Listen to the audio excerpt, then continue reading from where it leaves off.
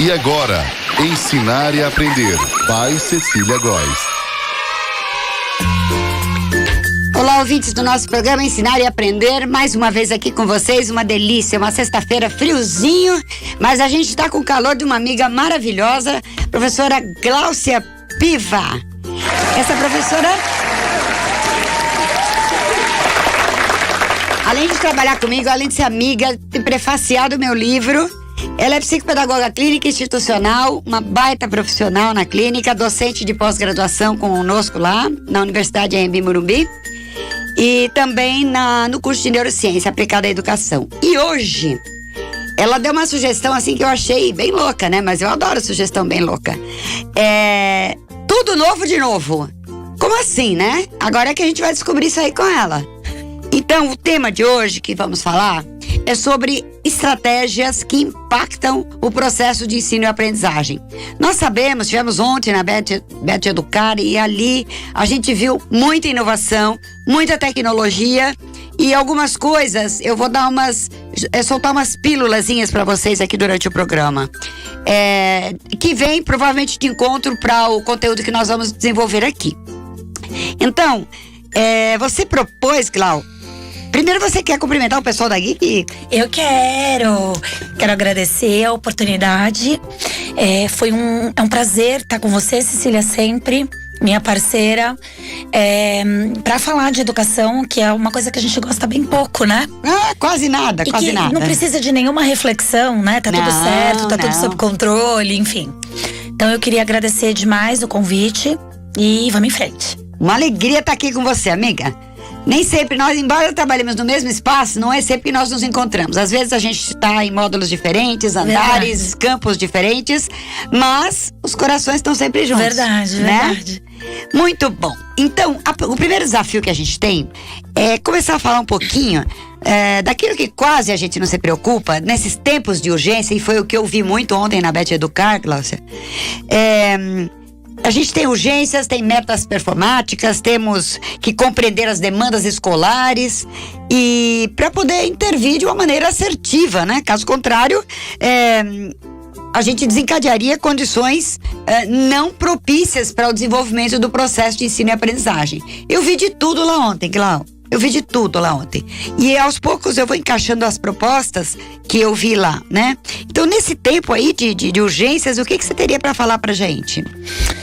Pois a gente vive um tempo severo, né? Um tempo impiedoso que somente dá passagem para os que se encontram em situações ditas regulares, ditas normais, né? Porém, a gente vive um tempo também a urgência de construir uma nova escola para novos alunos. Sim. Né? Num novo tempo, claro. Para um novo tempo, óbvio. Então, para aquecer essa nossa discussão, eu queria falar um pouquinho sobre essas estratégias, né, que podem potencializar a aprendizagem das crianças, dos jovens, e falar um pouquinho sobre uma coisa bem legal que muito se fala hoje, que é sobre aprendizagem criativa. Isso. Né? Então a gente podia dar um zoom nessa temática, porque ela nunca cai de moda, né? Vamos lá, aprendizagem criativa é assim, não é possível, e eu sei que nisso concordamos, não é possível que nós esperemos que o aluno seja criativo se nós não abrimos espaço para que isso venha. Aí você vai daí. Ok.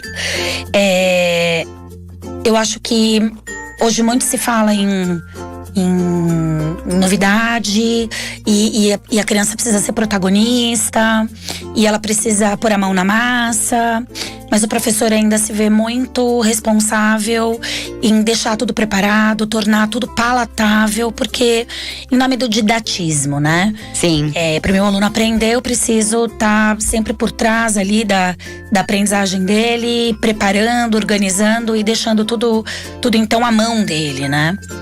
E, na verdade, isso é um grande equívoco. Claro. A gente precisa entender que a criança, para protagonizar, o jovem, para colocar a mão na massa, precisa também viver experiências de figurante e Sim. coadjuvante. Em alguns momentos, não dá pra ele protagonizar direto. Não dá, porque ele precisa se afastar, tomar impulso, olhar para Isso. aquela situação por um outro lado, né? Para que ele volte para aquela situação, resolvendo os problemas que ele precisa resolver e etc e tal. Só que, infelizmente, a gente tá correndo demais. Sim. Né? E aí a gente tá correndo demais e nessa correria nossa do dia a dia não tem espaço para essa tal criatividade. Então foi bem o que você falou, a gente quer muito que eles inovem, a gente quer muito que eles criem, porque é uma demanda atualíssima. Sim. Porém a gente não dá condições para eles experimentarem essa tal aprendizagem criativa. A gente tem na situação de aprendente e ensinantes, que somos todos nós em sala de aula, no momento em que você está do lado de cá, na retaguarda, digamos assim, você tem que conseguir ficar numa posição também de vanguarda junto a eles. Mas abrir esse espaço é uma coisa extremamente importante e principalmente mudar paradigmas, porque assim, um velho ditado que meu pai falava, e ele é real, né? Que a palavra convence, mas o exemplo arrasta. Então ele precisa sentir que você faz. E nós precisamos fugir um pouquinho ou bastante desta coisa toda e que está na nossa mão. Literalmente, eu não ia falar isso, mas está me incomodando demais, né? Nós tivemos 3 trocas de direção no INEP agora. Estamos com o MEC balançando e pessoas com a batuta da nossa missão nas mãos que não são da área da educação. Não se trata aqui de uma discussão política, porque jamais isso ocorre entre educadores, né? O que a gente fica esperando, o que é que vai ser proporcionado e oportunizado realmente daquilo que é essencial para que esse indivíduo se prepare para a vida e não se prepare para tirar nota, para passar de ano. Não é essa a demanda. É preciso que haja da parte do núcleo familiar, do núcleo institucional também, o entendimento de que do quanto está difícil para nós exercermos o nosso papel sem anteparo nenhum. Bom, como a gente já sabe disso, nós não vamos ficar esperando nada nem de coordenação, nem de direção, nem de governo, nada. Nós é que temos que fazer, né? Então, como é que fica essa criança nessa prática, né, pedagógica nessa contemporaneidade? Significa dizer que a gente tem que integrar alguma coisa neste discurso, porque é assim, existe uma situação que ela lê em você, uma situação de sala de aula, que é um contexto, em que você vai trabalhar provavelmente algum texto, e em cima disto ela vai pensar e também elaborar o contexto dela. Olha que loucura, né? Que eu fiz uma viagem agora, mas é isso. Um jogo de palavras. Um jogo de palavras, mas é uma situação de sala de aula que é um contexto que é diferente do contexto familiar e que ele não, essas coisas não estão se encaixando. Sociedade, família, escola, não está se encaixando. Então, qual que é o máximo que a gente pode fazer? A gente pode chegar naquilo que podemos fazer nós e eles. Uhum. E ali, nesse templo sagrado que é a sala de aula, nessa prática, a gente tem que, além de integrar o discurso, a gente tem que fazer mais alguma coisa, não é isso? Se é só para completar, eu penso que essa discussão, de alguma forma, ela precisa e ela é política, né? Sim. Ela só não precisa ser partidária. Exato. Né? Então, mas que a gente precisa parar para discutir mais educação, que a gente precisa, de verdade, ter adultos dispostos a falar sobre crianças, né? Isso é uma urgência, por exemplo. Então, eu acho que o cenário tá caótico, muito, né? Por vezes é difícil a gente encontrar a luz no fim do túnel, mas é só mesmo estando ali com as crianças, com a mão na massa, todos os dias, mesmo com os alunos de formação, né? Uhum. As meninas que estão se preparando para se tornarem professoras de psicopedagogia, que a gente consegue reativar os nossos brilhos nos olhos e continuar seguindo em frente, né? Porque a gente carece de pessoas bem formadas para poder lidar com essa criançada, né? A gente fica feliz. Eles não são imigrantes digitais, né? Eles são nativos. Exatamente. Né? Então essa é a nossa primeira grande dificuldade com eles, porque nós somos imigrantes, sim, porém eles não. Eles são nativos. E aí o que é que a gente sabe sobre essas crianças? Que muitos sabem, sim, né? E aí a gente teria a primeira crise, o primeiro perrengue, digamos assim, porque a gente está muito distante deles nesse sentido, né? Esta é uma das grandes questões. É uma colocação que eu sempre faço.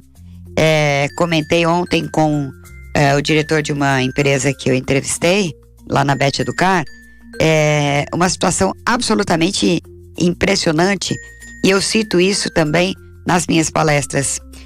E faz parte do conteúdo do curso que eu estou gravando, que eu estou gravando um curso para ensinar a ensinar. É a nossa luta eterna. E eu fico contente, né, de ver os nossos alunos, mas eu vou terminar o que eu ia dizendo, que é assim: nós temos estruturas físicas do século XIX, somos professores do século XX, lidando com esses nativos digitais do século XXI. Então, como é que a gente faz essa congruência valer, né? Então, eu vi muita coisa lá ontem. Meu Deus, parece que o pessoal pega o que tem, né, de legal. Quando a educação começa a caminhar de alguma forma, os professores estão fazendo o seu sobre-esforço, porque eu vejo os nossos alunos fazerem isso, você percebe, eles levam casos para falar conosco em sala de aula, não é? Sim. Professora, o que eu faço? Eu tenho um aluno assim e tal. Quer dizer, elas todas estão lá, nossas alunas da psico e da neuro, elas estão todas lá para tentar ser melhores cada dia, com uma capacitação a mais, né? Ou seja, a gente sabe que tem que partir de nós. Não tem outra forma. Nós temos que estudar, nós temos que pesquisar, nós temos que ir a campo, nós temos que estar perto da criança, procurar entender a linguagem dela, enfim, né? Eu não sei se eu estou fugindo do nosso propósito aqui, mas de como ensinar, né? Para quem ensinar, né? Na realidade, quem ensina e quem que aprende? Essa pergunta, ela me faz pensar um pouquinho sobre essas práticas utilitárias. Eu acho que esse é um segundo grande problema da educação, porque a gente só ensina, ou a gente pensa que só deve ensinar aquilo que será utilizado. Exato. Né? Então a gente vem esvaziando o verdadeiro sentido mesmo da educação, porque a gente pensa que isso não é coisa de criança, isso não é coisa pra criança, né? E os professores, por sua vez, na formação a gente percebe muito isso. Eles vêm buscando fórmulas prontas, né? Isso que é receitas. A gente tem que contar pra eles que não tem. E aí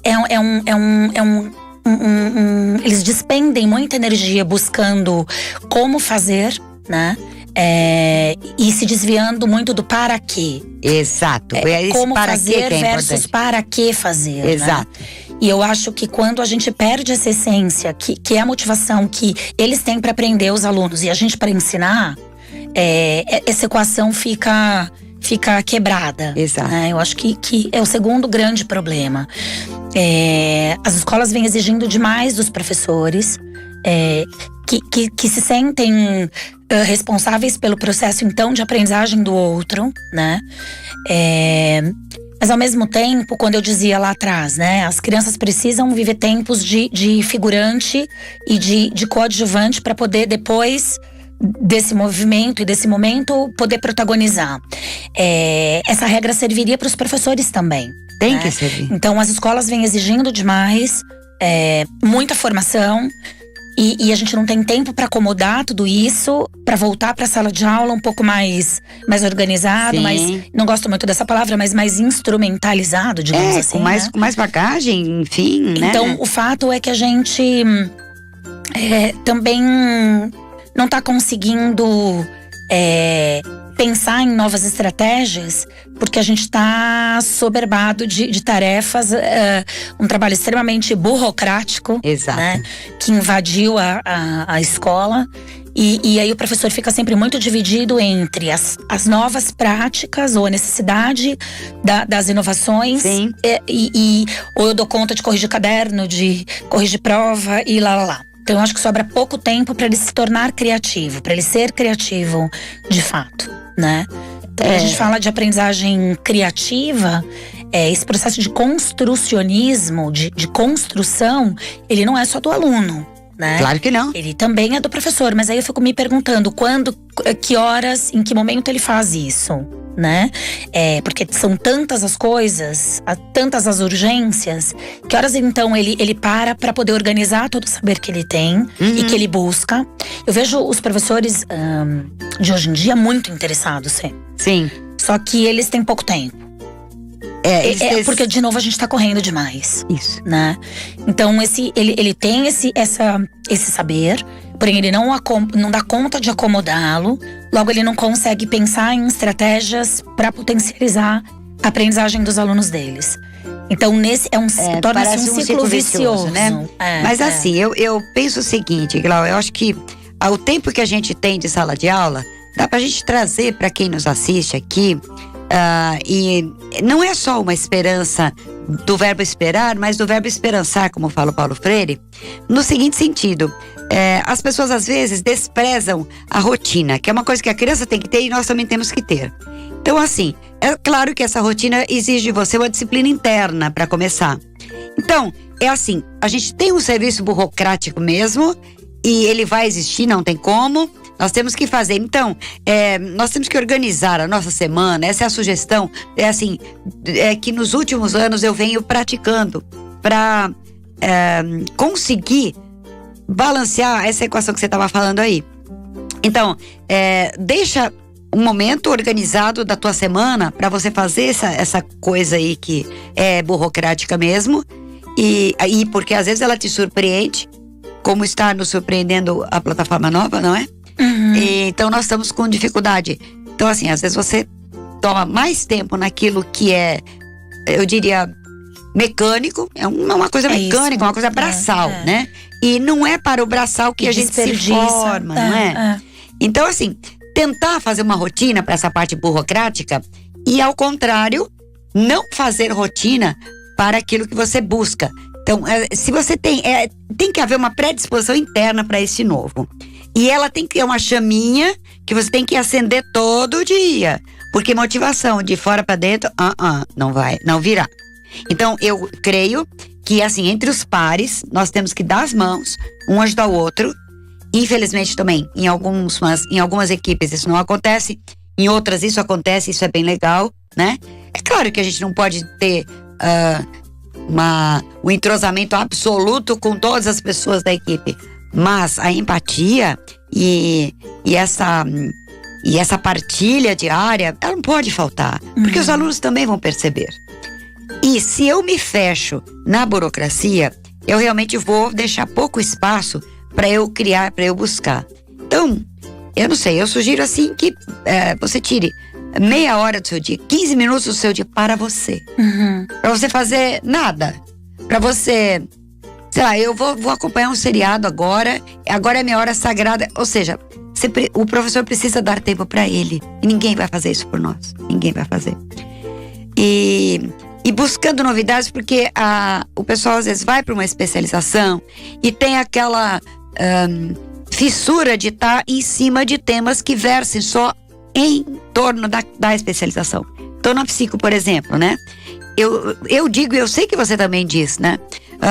Busquem outras literaturas, porque elas vão, com certeza, elas vão complementar, né? Esse trabalho multidisciplinar, interdisciplinar, né? Ele se torna cada vez mais necessário. Hoje a pedagogia busca, na fonte da neurociência, claro, água para beber, né? E esse diálogo tem sido muito feliz, porque tem otimizado, sim, muitas práticas e a gente vem colhendo bons frutos desse trabalho. Então, saber como as crianças vão aprendendo, formando memória, trabalhando com a atenção, como é que se dá esse processo atencional? Quer dizer, a gente desconhece uma regrinha básica que criança, quando está em situação de aprendizagem, ela primeiro se centra, depois ela se descentra, e a gente não tolera essa temporada dela de mau comportamento, entre aspas, porque a gente entende que ela tem que só o tempo todo ali tá sentadinha, focada, né? Como se fosse só o cognitivo que entrasse em sala de aula, né? Sim, o afetivo então, não entra. A neurociência ajuda muito. Muito, com certeza. Nesse processo, né? Muito, muito, muito. Em relação ao que você dizia sobre a motivação, até a motivação acaba, né, Cê? Sim. Então, assim, muitos neurocientistas, muito se fala hoje sobre a motivação como o top, né? O top 5. E aí, se eu não tô motivado, eu não aprendo. Então, assim, sem dúvida nenhuma, motivação é algo que te move, óbvio. É o que te impulsiona, mas tem outras coisas. E aí você falava sobre a rotina. Quer dizer, a rotina é diferente de monotonia. Claro. Né? Claro. Então, assim, a gente não faz o tempo todo só aquilo que a gente gosta, sem dúvida nenhuma. Então, algumas vezes a gente faz um trabalho, como é o caso do trabalho burocrático, ele é um trabalho necessário, a gente sabe disso.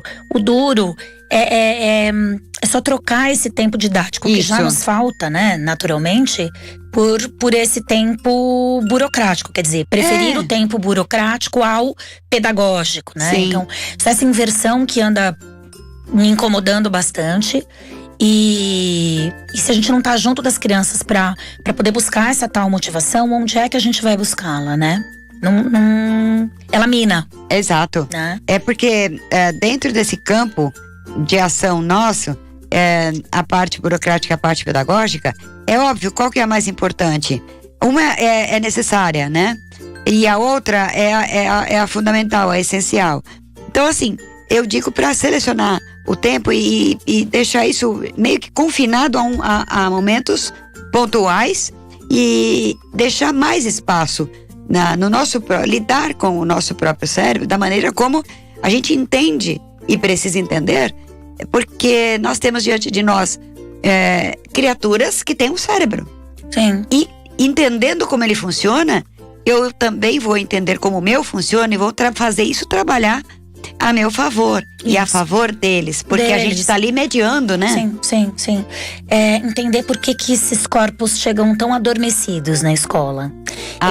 Nossa, que ponto incrível que você tocou agora. Na verdade, eles vêm muito felizes até o portão da escola e aí a gente não sabe muito bem o que acontece, mas o fato é que depois que eles entram e que eles passam os muros da escola, sim, tudo fica um pouco mais enfadonhento, se é que existe essa palavra, né? Se não existe, você inventou. Licença poética, tudo certo. E aí, o que é que a gente vem fazendo com essas crianças, né? Porque pra onde vai o gosto inicial deles? Pra onde eles estão canalizando as energias? Pra onde eles estão olhando?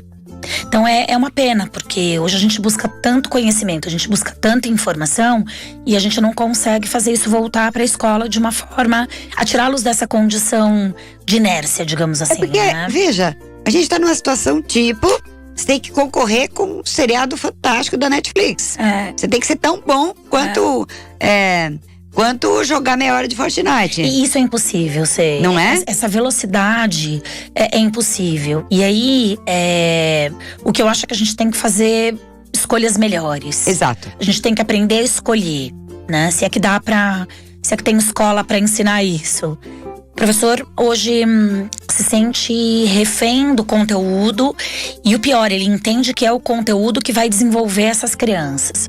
E aí a gente fica correndo em volta do rabo e assim, de verdade, a gente não vai dar conta de esgotar todo o conteúdo que nos enfiam goela abaixo, né? O movimento tem que ser contrário, não de rebeldia, não se trata de tá tudo errado e vamos começar tudo do zero, não é nada disso. Mas a gente tem que aprender a separar o joio do trigo, né? Separar o que é relevante do que é irrelevante. Exato. Dar o tom dessa profundidade que a gente precisa buscar com as crianças, ou apresentar para elas. E permitir que o outro tanto, a criatividade encaminhe. Né? Mas é por isso que eu falo que tem que começar conosco. Isso, e nós aí… temos que aprender a priorizar. Quem não sabe fazer, não sabe andar. Né? Não sabe orientar, não sabe ensinar. Então, assim, eu preciso aprender a priorizar.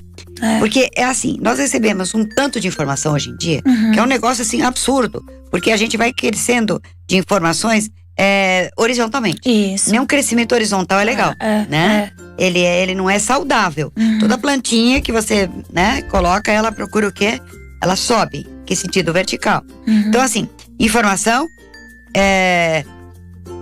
funil, priorização, conhecimento,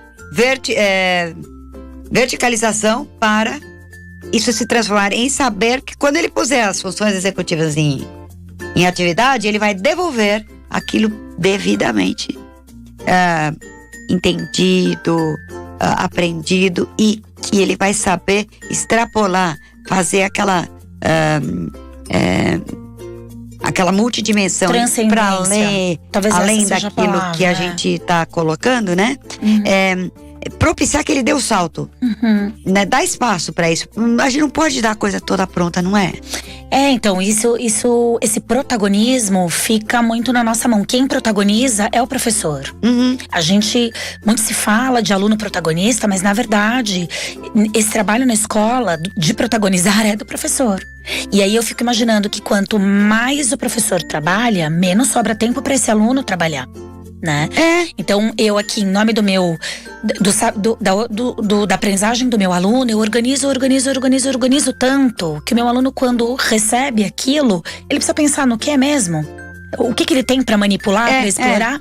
Quase nada, porque eu já cuidei de todo o resto, né? Então eu acho que a gente poupa muito as crianças num espaço onde a gente deveria liberá-los, né? Exato.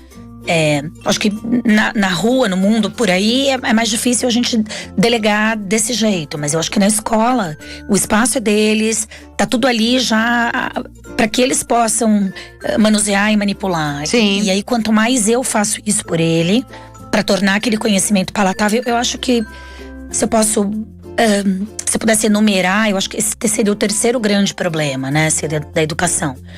Primeiro, que a gente acha que as situações complexas são as situações difíceis, né? E que então a gente deveria começar com as crianças do mais simples para depois chegar nesse mais complexo. E aí eu acho que as coisas acabam se perdendo, porque eu busco um linear, né? Uma linha que a educação que não combina com a educação. Não. Porque a gente sabe que a aprendizagem, ela requer movimento e que… A vida é dinâmica? Sim, e que essa linha, ela vai ser muito relativa. Eu posso começá-la de várias… por qualquer ponto. Exato. Né? Então essa mania do professor de simplificar tudo em nome de didática, de novo, né? Eu vou cuidar da aprendizagem do outro. Eu acho que é uma boa intenção, mas a gente sabe que de boa intenção o inferno tá cheio. Com certeza. Né? Então essa nossa ânsia por cuidar do processo de aprendizagem dos meninos.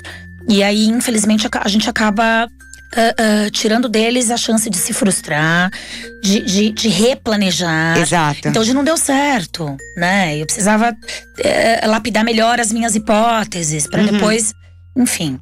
Então eu acho que esse terceiro problema, talvez se eu pudesse continuar essa contagem dos problemas da educação, é essa mania de professor achar que ele precisa cuidar do mais simples ao mais complexo. Sim. Né?